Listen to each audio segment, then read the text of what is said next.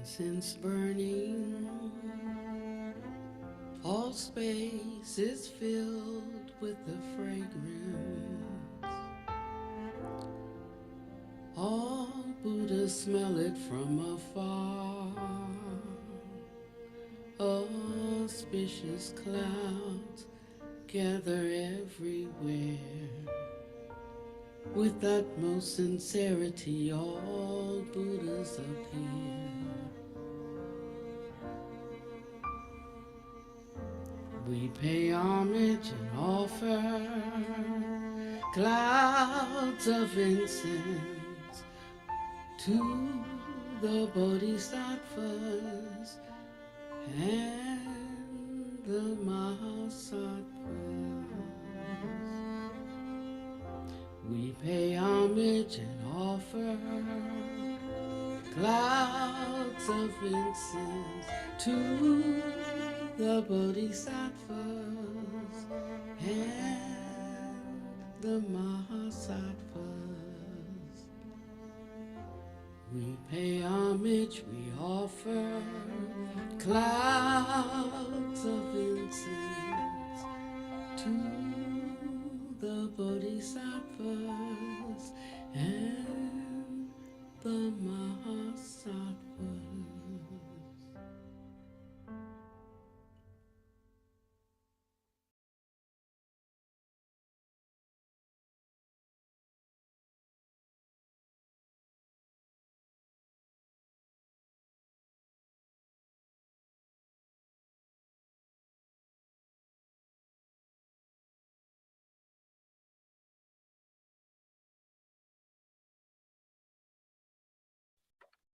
Welcome back, everybody. Let's just take a few minutes and settle in, get grounded, and prepare for the Dharma.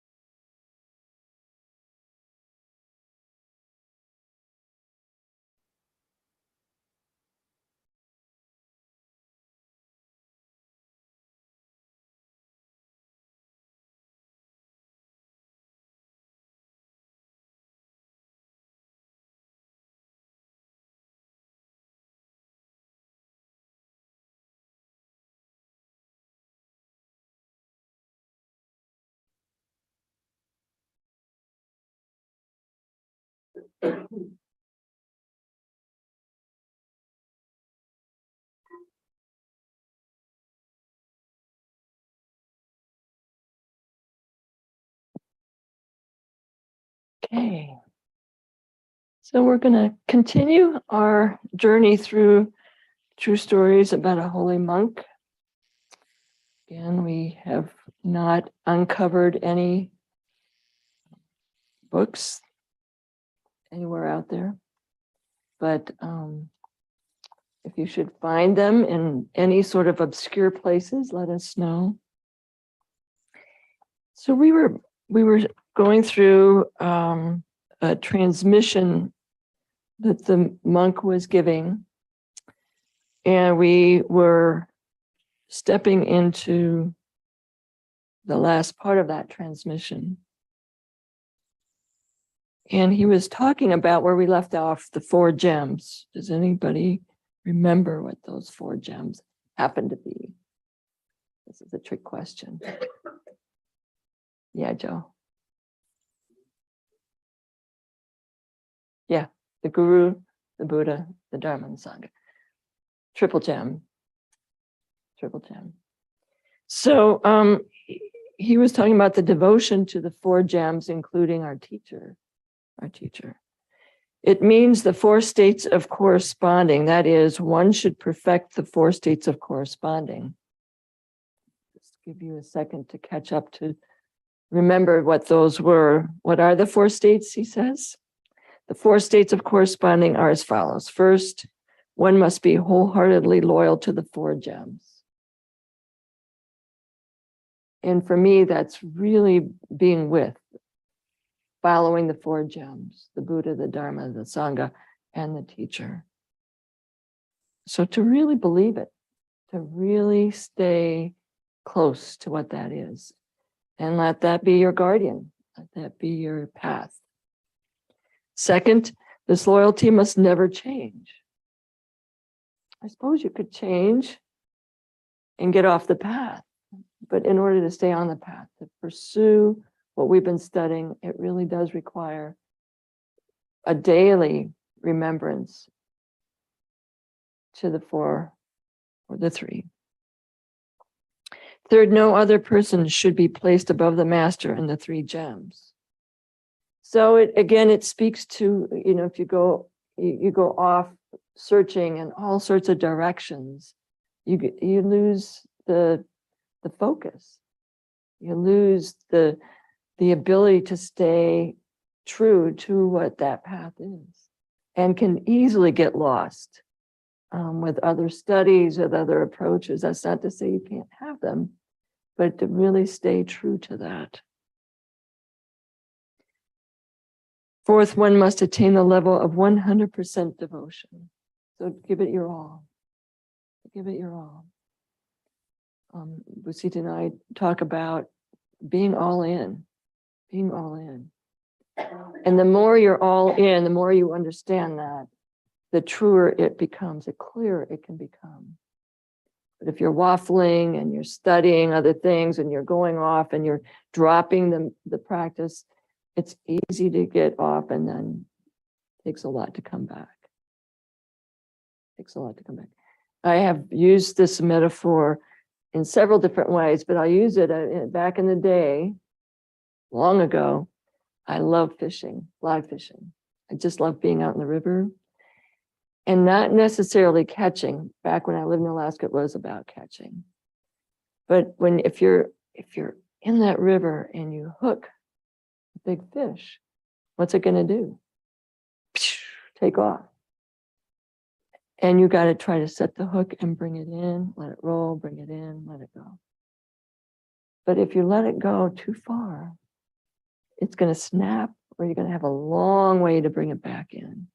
And that's what I'm thinking of when I think about being all in. Being all in. Don't let it go flying way far out, where you don't know where it is, and eventually it's going to snap.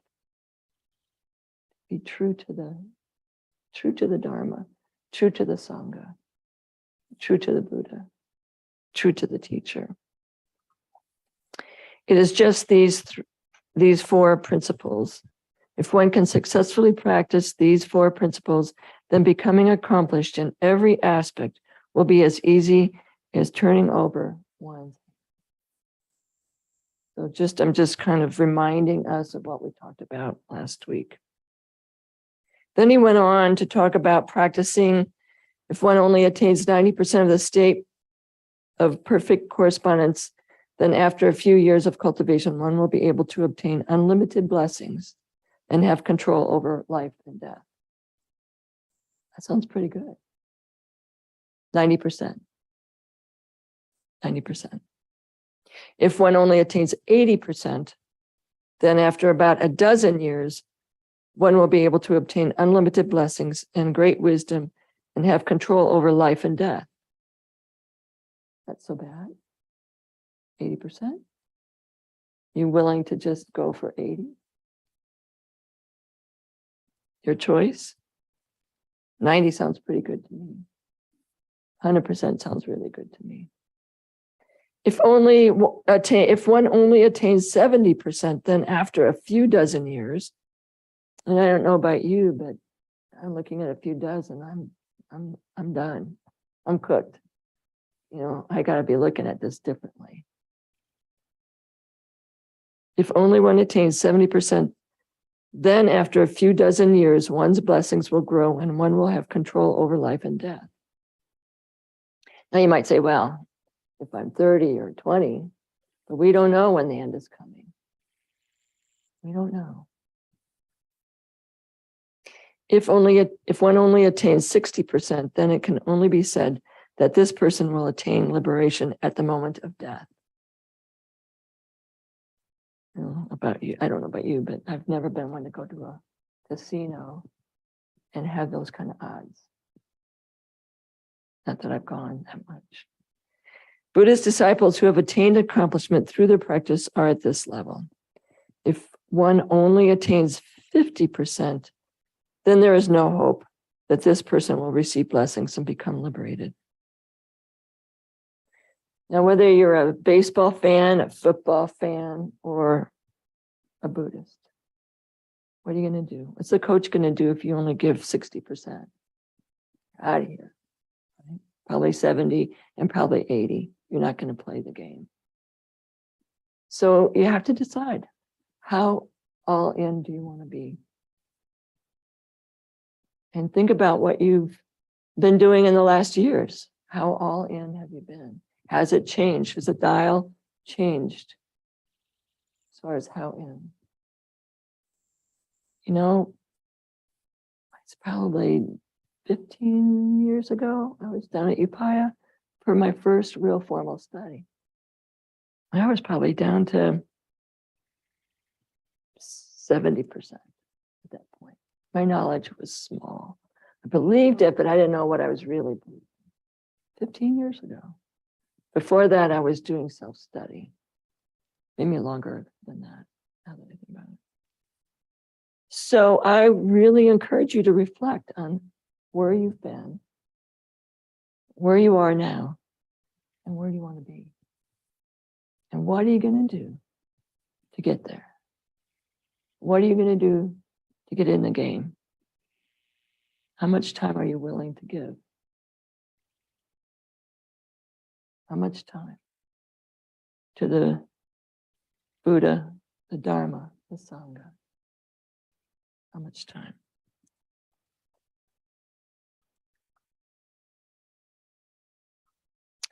So then I'm going to move to the questions that he asked. Am I wholeheartedly loyal to the four gems? Has this loyalty never changed? That was what I was just talking about. Have I placed any other person above the master and the three gems? Have I attained the level of 100% devotion? At this time, you should ponder the following.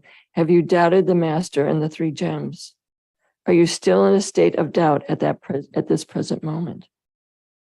When someone's viewpoint differs from that of the master or the teacher, or when someone's viewpoint is at odds with the three gems, do you unhesitatingly take the side of the master? Do you unhesitatingly take the side of the Buddhas and the Bodhisattvas? Or take the side of the Buddhas, or do you take the side of those who oppose the teacher? If even an ordinary person can cause you to take his side and together with him speak in opposition to the master or the three gems, then you have not been a devout Buddhist disciple for even one day or one moment from the time you began to learn Buddhism. So it really means time to get serious. Time to get serious. Or as we read, Pema Chodron says, no time to lose. No time to lose. I ask you in all seriousness, are you wholeheartedly loyal to the four gems? I again ask you, is this loyalty unchanging? I again ask you, have you placed no other person above the master and the three gems? I again ask you, have you attained the level of 100% devotion? If you have not met these standards, then your learning the Buddha Dharma is just a matter of temporary interest.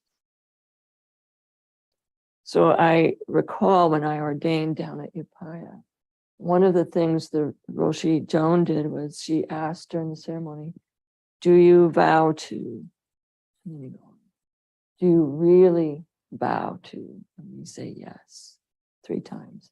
Do you really, truly vow to the vows? And you say yes.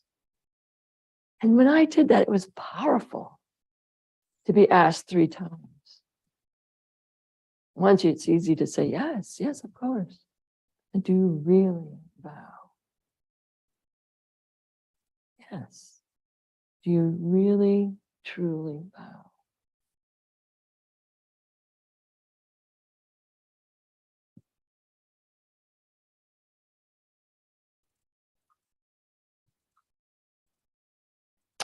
You do not even realize that you have been cheating yourself for several years. Of course, you will not be able to obtain blessings and wisdom and will not be able to end the cycle of birth and death. This is because you cannot experience any real and beneficial effects from your practice. How could you possibly attain control over life and death? As such, what awaits you is the mass of suffering connected with reincarnation, with birth, aging, sickness, and death, with hell, and with other suffering emanating from impermanence, etc. I clearly tell you that I have successfully practiced these 4 principles. Therefore, I, Dorje Losang, am what I am today. The Vajra hair between my eyebrows is a sign of magnificence of the Buddha Dharma. My being empowered through nectar bestowed by the Buddhas as a result of my having attained the 4 states of corresponding. Therefore, in esoteric Buddhism, before a great Dharma is transmitted to a disciple, that disciple must successfully undergo years of tests and trials. Otherwise, one might mistakenly regard a demon or an evil spirit as a follower of the Dharma. If a great Dharma is transmitted to such demon or evil spirit, this would be harmful to other living beings. There are some demons who avail themselves of the power of the evil one to hide their real form. It is therefore difficult to see their original demonic form. Thus, one must observe the disciple in order to decide whether to transmit the Dharma to him. All evil spirits and demons cannot even slightly enter into the 4 states of corresponding.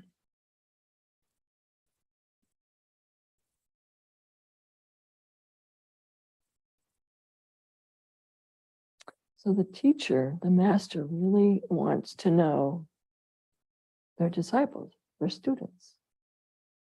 And one of the things I've experienced with Venerable Panyawadi and Venerable Panyadipa is they really get to know you.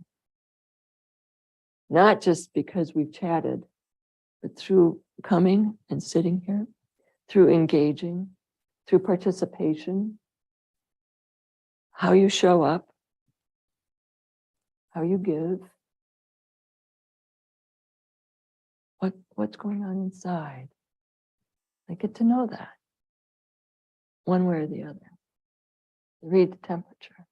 That's the beauty of having a teacher, having a master. Really want to know you.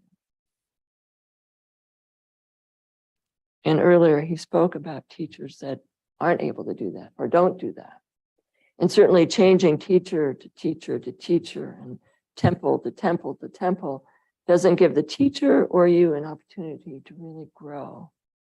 Of course, it must fit, it must feel right.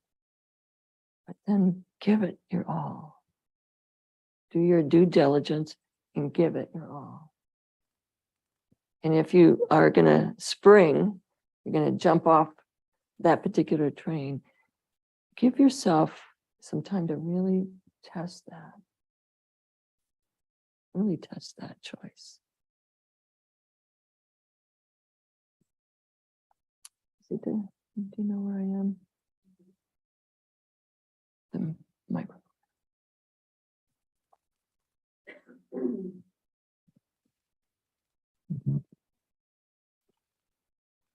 I originally planned to stop speaking when I got to this point. However, there might be those who say, You have spoken so long, and it still seems as if you think esoteric Buddhism is right. This is because you are a Dharma king within esoteric Buddhism. However you think is up to you. Think whatever you want to think. The key point is that you must quickly get rid of these thoughts. Otherwise, you will not be able to cut off attachment to the concept of self. How will you then be able to enter into concentration? In summary, I still say to you that all Buddha Dharma is good. As long as the Dharma corresponds with the practitioner, it is good. I have learned all of the various sects. There are those who contend that Mahayana Buddhists say that Hinayana Buddhism is not good, and that Hinayana Buddhists say that Mahayana Buddhism is not good. Both such positions are mistaken. In the present time and throughout the generations, the enlightened, sacred wishes of those who followed Mahayana Buddhism have, of course, been wonderful. Yet adherence to the precepts and discipline by followers of Hinayana Buddhism is something which followers of Mahayana Buddhism cannot match. The few dozen methods of the Hinayana practice of Guanbo Nyan is something which Mahayana Buddhism does not have. Each has its advantages. Any Dharma which enables one to end the cycle of birth and death is good Dharma. I, a Dharma king, am clearly telling all of you that I do not have any biases toward one Dharma or another. Although I am a very humble monk, I have nevertheless successfully learned not to have such biases. Shakyamuni Buddha, the world-honored one, understood. He did not have biases. He did not. All dharmas were good. Of course, I cannot compare myself with Shakyamuni Buddha. I am so much worse than him. Shakyamuni Buddha stands on a high mountain. I stand on the level ground near the foot of the mountain. I am so ashamed, so ashamed. I have lived in vain for all these many years. Whether you say to others that I said esoteric Buddhism is good, or that I said exoteric Buddhism is not good, I nonetheless want to remind you of something. Awang no Bu Pamu is so magnificent. She empowered my beard. My Dharma King Master, who is the supreme leader of esoteric Buddhism, Yanwo Yisinubu, who is what Buddha Master used to be referred to as, by the way, caused my Vajra hair in between my eyebrows to grow again.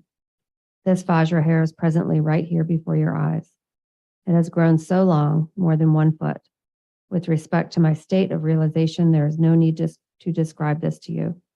I fear that if I did, you would be so startled. My Vajra hair and my beard have continued to vigorously grow. This is rare in history. I just said that I would someday use my Vajra hair in my waistband. Can it be said that I am thereby defaming the esoteric Dharma? No matter what anyone says, in the future there will be a time when I will not want it. It is exactly what I said. Even the Dharma should not be clung to. I want to speak the truth. I'm not belittling esoteric Buddhism. Okay, so we've just caught up to where we were last week, but I thought it was important to step back a little bit and get a running start at this. And especially to look at even the Dharma should not be clung to. Does that surprise you? Clinging to the Dharma? And there's a difference, right? Between wanting to be with the Dharma versus grasping and clinging to it. There's a difference. Okay.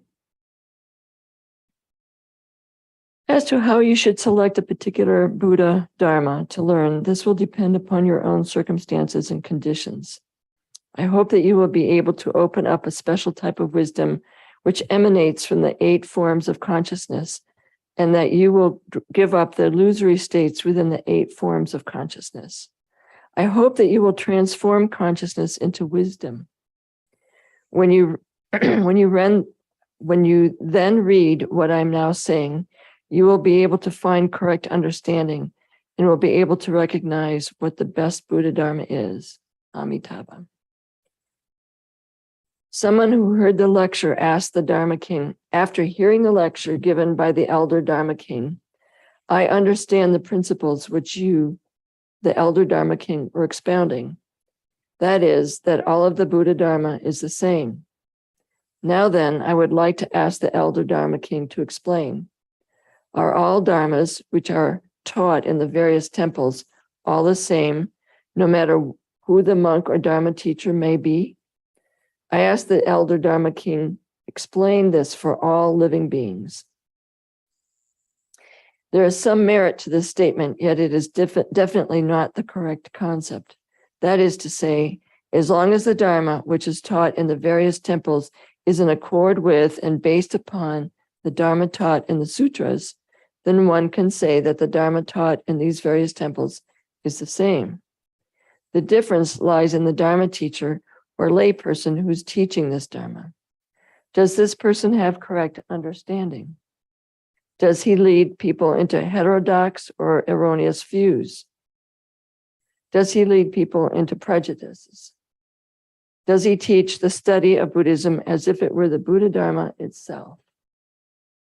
Does he take popular Buddhism to be the nature of truth itself? If so, this would be terrible. The difference between teachers could lead to extremely different results. Therefore, this difference results in some cultivators being able to attain liberation in a very short time, whereas other cultivators cultivate themselves their entire lives, yet at the moment of death, they have not accomplished anything. These different results are directly related to the person's practice of the Dharma and the teacher who instructs him. For example, those who practice by themselves at home can only be said to be cultivating the roots and goodness. They could not possibly master correct understanding. Nobody is guiding them. Without the guidance of a true great virtuous one, what accomplishment could they attain? They will not become accomplished and will not be able to liberate themselves from the cycle of birth and death. Hence, in one's cultivation, one must follow a great virtuous one who has true realization. This Dharma teacher, of course, must be a true Dharma teacher. For example, if you come to the Grand Canyon area of Bodhi Monastery and learn from me how to cultivate, then I will guarantee that you will become accomplished. If you go to the other places, I do not know whether the Dharma teacher there has correct understanding or whether the lay teacher there has the power to save other living beings. I do not wish to criticize others. As long as they do things for the benefit of living beings, then they are earning some merit. I, as a practitioner, do not want to speak of the good and bad points of others. Thus, I cannot guarantee what they teach will lead to any accomplishment. Some people like to learn the esoteric Dharma. However, it is now the Dharma ending age where esoteric Dharma masters are everywhere. If these masters do not claim to be a Buddha, then they claim to be a great bodhisattva. Actually, most of them are charlatans and evil spirits. If you truly like to learn the esoteric Dharma, I would like to recommend a book which has already been translated into Chinese. The name of the book is Great Dharma, which will definitely lead to liberation. It is also called the Dharma of Liberation. Those who have mastered this Dharma are true Buddhas and Bodhisattvas who have come to this world again. Those who have not mastered this Dharma do not have the state of realization of a great Bodhisattva. Can you continue, please? Starting from Master Padmasambhava, each generation of great masters had to perform this Dharma ceremony when they selected their disciples, and the disciples had to participate in this Dharma ceremony when they selected their master. The master who practices this Dharma must have supernormal Dharma powers since beginning with time in order to observe intricate and complicated causal conditions which have accumulated over many lifetimes and eons. Without such powers, when the 50 to 1,000 or so disciples were together at the mandala, each tear their own paper in half, keeping one half and mixing the other half together. How could the master see everything clearly, state the names of each person to whom the half piece of paper which has been mixed together belongs, and return the half piece paper to the owner of the paper, so that he can put the two pieces of paper together, again, all without making the slightest mistake? These are causal conditions which can be observed by Buddhas and Bodhisattvas. Therefore, if those who learn the esoteric Dharma do not read this book, then they will be apt to mistakenly believe that every Rinpoche is a Buddha or Bodhisattva who has come to this world again. They will easily deviate from the correct path. Of course, abilities just described emanate from the state of realization attained by a master on the level of a Buddha or Mahasattva. It cannot be said that there is no difference between different Buddha Dharmas. Although I said that the Pure Land School, the Chan School, and esoteric Buddhism are all good, did I not tell you all that you should yourselves experience the differences between them? For example, there is the highest holy Dharma. With respect to the Pure Land School, only at the end of one's entire life is the crown of one's head opened and one is reborn in the Western paradise. There is a Dharma where the crown is opened after a few dozen years or even 100 years. There is a Dharma where the crown is opened after a few days. There is a Dharma where the crown is opened after a few hours. There is also a Dharma where the crown is opened after a few minutes. The differences between these Dharmas is rather large. This is the mystery and profundity of the various Dharma methods. This even has to do with the inner esoteric initiation. There is the case where within a few minutes, one will be able to be reborn in the Western paradise. There is also the case where after a few dozen years, one will be able to be reborn in the Western paradise. This is the difference between various Buddha Dharmas. This is the mystery of the Buddha Dharma. I will clearly tell you all that the supreme and holy Dharma is not something which ordinary people can grasp. It is also not something which people who are members of societal organizations, which are in a state of utter confusion, such as Falun Gong, and who do not even have a basic understanding of the Buddha Dharma can know.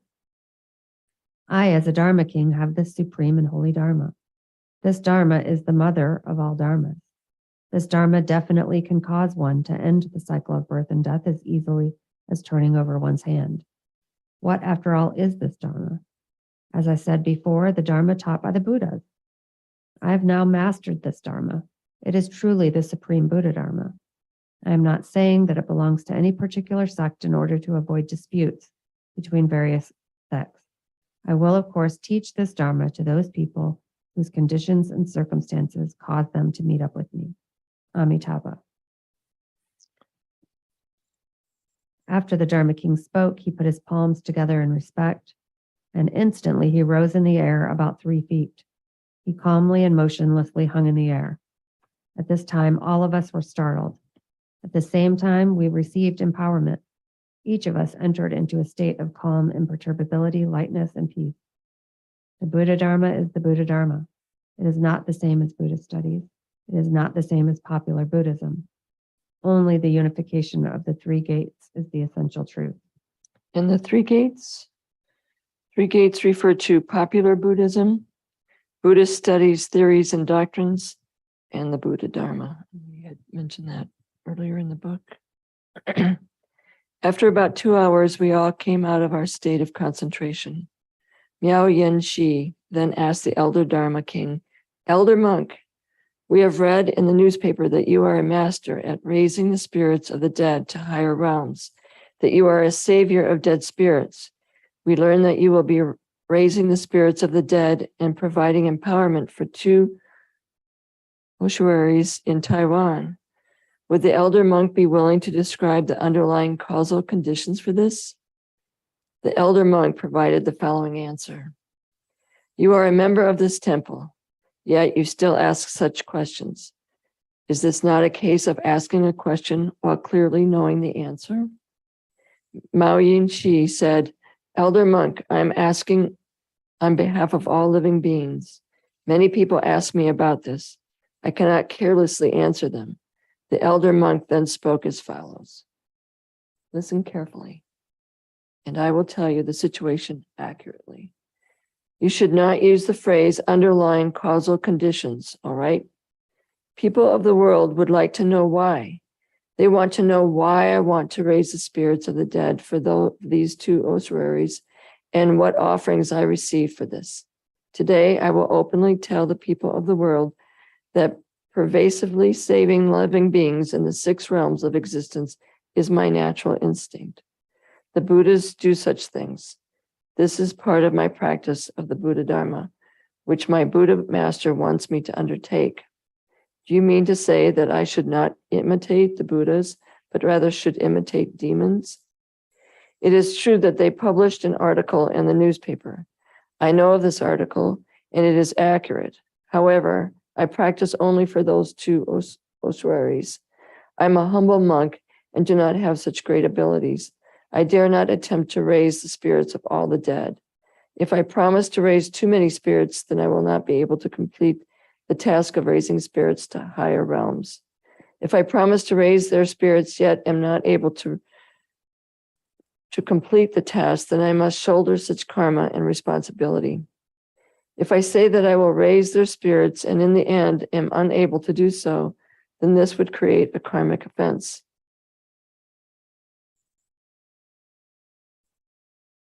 I already said that I will raise the spirits of all those dead people who have memorial tablets at the 2 ossuaries in Taiwan, where the spirits of the dead will be raised to the Western Paradise, the Great Fortune Golden Throne ossuary, and the Taipei Holy City ossuary. I will also empower all those who are alive and have placed memorial tablets in these 2 ossuaries. I will dedicate the merit to the spirits of the dead, which I raise, and to those people who are alive, who I empower. I do not violate the precept against lying. One who is enlightened and enlightens others does not lie. Do not worry. I will not undertake this task by way of a Mount Mang Dharma Assembly, Flaming Mouth Dharma Assembly, or Waterland Dharma Assembly. I will use an esoteric Dharma method which never fails in order to liberate the spirits of the dead and empower those who are alive. I originally did not intend to tell you about this. However, if I do not tell you, then you will give rise to the hindrance of doubt, thus producing negative karma. So I will just tell you, in order to bring happiness to living beings and fulfill my wishes, I will use the highest esoteric Dharma of the unsurpassed group, nectar bestowed by the Buddhas, so as to liberate the spirits of the dead. I will use the long life increased happiness nectar Dharma in order to empower those who are alive. So he is talking about Dharma, Buddha Dharma, that we don't experience here, that we haven't experienced here. And yet it exists. Much like if you read the Bible and Jesus performing miracles, much like other yogis out in the Himalayas. When we read Beyond the Himalayan, So we're slowly being introduced to the fact that there's such high Dharma, high yogic Dharma. And the beauty of this is that we get to step into it. Now you got to take it slow and easy, because I know for me, the first time I read some of this, it's like, wow.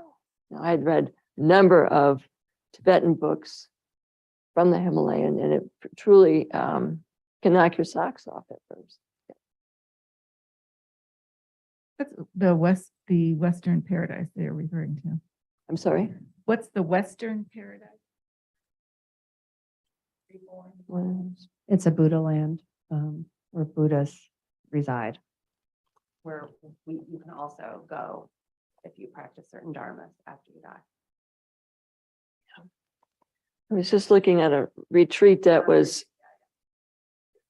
after, well, just yesterday, where you, oh, I'm just kidding.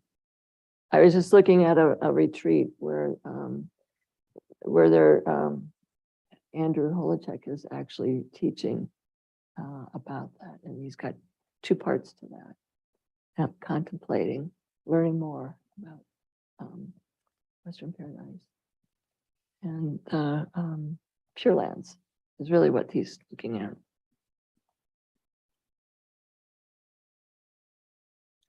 So I just want to take a moment and just consider this. And consider the opportunity we're facing to further step into the study. We're not talking about the basic Buddhist studies now. We're setting ourselves up to start moving into the esoteric studies, much of which Buddha Master speaks to in his discourses. So it's an incredible opportunity and one that you have a choice to step into. So how many lay people do this versus monastics? Well, it depends on what lineage.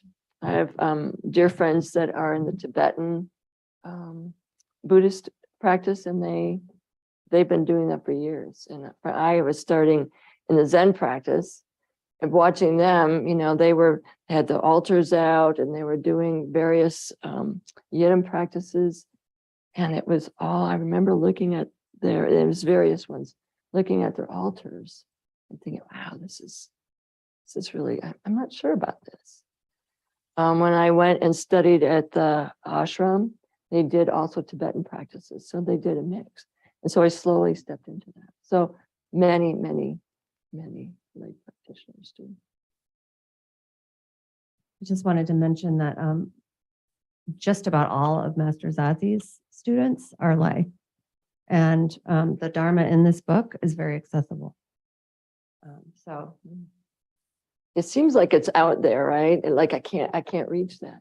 But I think if we go back to what we just read at the beginning of this class, you know, it's like just stepping in and saying, am I wanting to go further? Do I want to give that 100%? Am I ready? You might say, no, I'm not ready. But truly, just it's the willingness to want to study and the willingness to step further in. just want to also say that when I first got here 2 years ago, I wasn't even thinking about what happens after I die. I mean, that wasn't really part of my Buddhist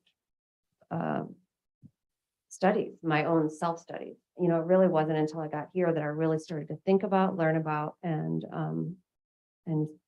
really understand more and more the nature of impermanence, and that, you know, the idea of a samsaric cycle that we're trying to free ourselves from. This is pretty new. And I just want to just mention that it's been gradual, but actually, if I think about it, lots happened in 2 years. You know what I mean? So sometimes it feels slow, but it just really seems important to recognize that it's gradual, and there's no rush. I mean, as long as you're really putting your heart into it each day and really studying and contemplating and thinking and really thinking about some of these things that we're learning, I think it kind of naturally evolves. I'm curious about how the Buddha Master decided to raise the spirits of these dead people in Tibet, and why them.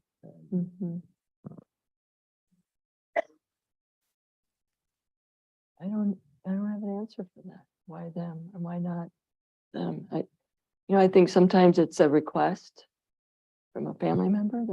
I've read about that. Disciples of theirs. It's a good question for Venerable. But I have to agree with Sita around my own practice. You know, I've studied for 15 years, and it wasn't until I got here that I too started looking beyond the veil, basically, and going, well, what about this? And the more I stepped into it, the closer it made sense to me that there is something greater than this, what I grew up to believe. And that's okay. There is a heaven, but in Buddhism, there's multiple heavens that we can step into. And the number one practice for me is to do good, do no harm. That is my number one practice. And then I step into all these other practices. And then I start looking at myself and saying, what about today? What about today am I doing to the benefit of all beings? And I studied that as a Zen practitioner, but I didn't really understand it at the level that I do now. I'm sure I mentioned that when I ordained, one of the things we had to do besides sew a rakasu, which I was not a seamstress, and it was very painful, we also had to write out the ancestry.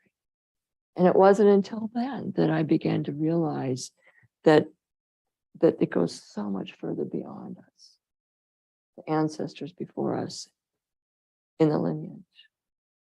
And this was the length of this table, the paper that we had to write about, literally write it out. And then we added our name at the very end. And that was given during our ordination. So it really started becoming profound for me at that point, where I started understanding the depth and breadth. This wasn't a cursory understanding anymore. It wasn't just reading one of these, introductory books, which are good to the degree that they offer you a step into a mere glimpse compared to what we're looking at now. And I would agree with Busita, take some time to really think about how far you've come and what keeps you motivated. I just wanted to say one more thing. As far as there being no rush, Yeah. there's no rush, but there is some urgency. Like you can't push Mhm. beyond your own condition. Like you want to, that's something that I'm trying to find, that line, just understanding the conditions of the moment and working within the conditions of the moment and understanding the urgency that you never know when this life ends. So It's a really important difference there. If you go too fast, you get lost and think, even here, what did I just read? So take it slow and easy. I know I've read What is Cultivation at least 4 times. And I talked with Venerable this morning, and she's read a discourse. She said probably this one that she's reading now 13, 14 times, and still pulling nuggets out and understanding that. And she said, if we do this with all the discourses, we'll never get through them. So trying to find another way to get the information that Buddha Master has shared. But it also means you can't do it once a day or once a week. It's like coming to Dharma on Sunday, and that's it. It means you really do need to step in or maybe dive in.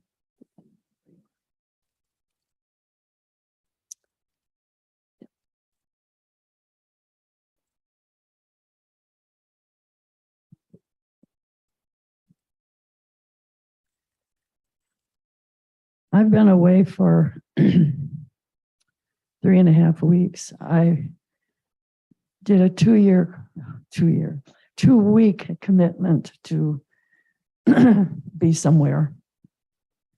And in that time, I was never alone. I was with people, sleeping with people at night, in cars in the daytime, with people in the daytime. Not once, even the bathrooms, always with other people. I was able to do my physical exercises because people could see that and it was okay. But during that time, I was not able to do my practices, my Buddhist practices, not in the way or give it the time. And about 3/4 of the way through, I just suddenly realized I was losing it. I slipped away from where I was when I came back in September from the Heart Sutra. I had lost, and I was losing. I was slipping it, not in my belief, but in just my practices and that sense of moving forward and being there. And it was at that point I looked at what I was doing and what was happening, and I realized that the people in the world who are not thinking about Buddhism are going to be coming back and back and back and back and back, maybe 1,000 times, who knows. And the little bit that I was doing wasn't making a penny of a difference. A penny is worth less these days. And I realized that I saw a sign over here somewhere in another realm, and it said, Bodhisattvas wanted. Buddha's wanted. I really did. And I thought, that's my focus. That's my mission. That's my purpose. And nothing else. That's my number one. That's my wake up. That's my going to bed. That's my sleeping. That's my awake time. 100% of the time. I'm not a monastic, but I consider myself a sister, a Buddhist sister. And I knew that I had to get home. I wanted to get home like I hadn't eaten in a month. 3 days, 2 days, 12 hours, 3 hours. I literally I could not wait to get home, to be with my husband who supports me 100% in whatever I choose to do. And I know now that I am 100% committed every minute of every day, because that's the only way I can serve and help, which means going out and helping other people if it happens in a moment, but not taking my life here to focus on that, but to focus on moving forward. No matter how many lives it takes me to get there, it's so precious to be able to have the awareness of what we have been given to see. I mean, the fact that we're here, that we have the teachers that we do, that I don't want to miss a second of it. And I don't have the number of years left that some people do. Maybe I do. Who knows? But that's my goal, because only that way can I really be of service. And I just wanted to share that, the percentages, the not wasting time. And it's different for everyone. It isn't that any other buddy has to do what I'm doing. It's just I'm sharing you with that going away and being separated taught me a lesson of what it's like when I'm not on the boat and when I'm in the boat. And I just wanted to share that from my perspective for whatever it's worth for anyone else.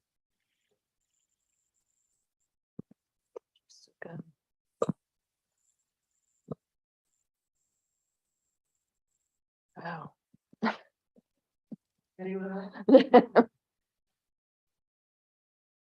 That was just so inspiring to hear that. I'm so grateful now that you're in this room and back with us. And just love what you had to say. And very quickly, I too have been thinking and really struggling with just not as interest in worldly pursuits, relationships, and things are just falling away. And even without, they're just falling away. And wanting to stay home and close to all of you, and really just get concentrated in this this spiritual pursuit of really coming home. And so anyway, thank you for sharing.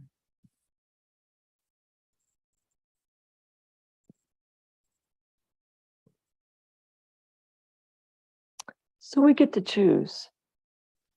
We get to choose, and we will choose for all sorts of reasons how we dance this out, or even if we do dance it out, we get to choose. There were a while back, Basita and I were talking and thinking, if not this, then what? Then what? Because that's, how I feel now, how I'm in the world now is vastly different than how I was when I was working and not as engaged in a real, true, deep Buddhist practice. I was around it. I wasn't in it. And there's a huge difference. So you get to choose. And people step away for all sorts of reasons. Because I'm fine just where I'm at. It's good enough. Great. And then there's those of us that are saying, you know what? I want to do this. I want to be able to really feel the difference in this practice.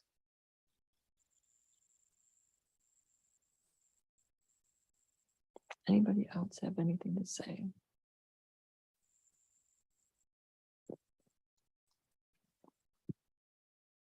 Okay, anybody wanting to, we have people? No, okay. All right, then I'm going to, since we're at the hour, I want to give us a few minutes just to sit with what we've just heard and appreciate ourselves for being here, taking the time to be here all together. Such a delight for me to be able to sit here, but to look out and see my brothers and sisters here.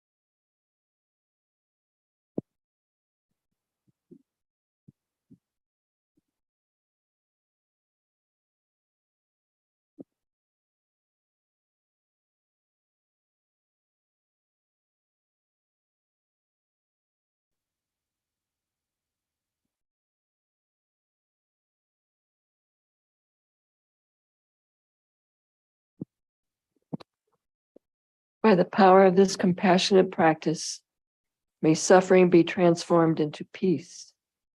May the hearts of all beings be open and their wisdom radiate from within. Sadhus.